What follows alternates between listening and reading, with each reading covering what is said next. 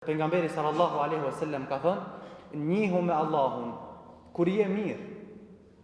Njihe Allahun, përkujto Allahun kur je mirë, që ai të të njoh kur t'jesh në vështirësi.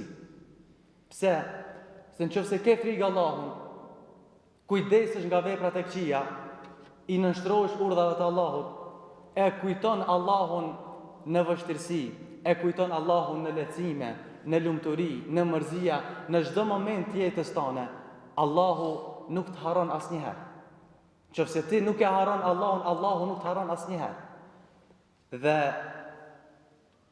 veprat e këqija janë shkak që ti të largohesh prej mëshirës dhe udhëzimit të Allahut.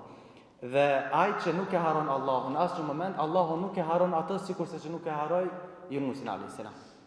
Që kemi shembull në tregimin e tij në Kur'an, i cili pasi që e kishte gëlltitur balena, çka thot Allahu, po mos kishte qenë nga ata që i luteshte Allahut, le labitha fi batnihi ila yawmi yub'athun. Do të kishte mbet në barkun e balenës deri në ditën e ringjalljes.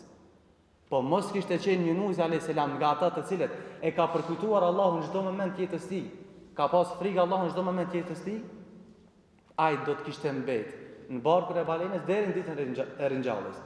Disa nga muslimanët e mëhershëm kanë thënë, përmend Allahun në rahati që ai që përmend në vështirësi, në vërtet Yunusi përmend Allahun gjithmonë, dhe kur u gjen në barkun e balenës, Allahu tha, dhe po mos ishte nga ata që i luten Allahut, me siguri do të mbetej në barkun e saj deri në ditën e Kiametit.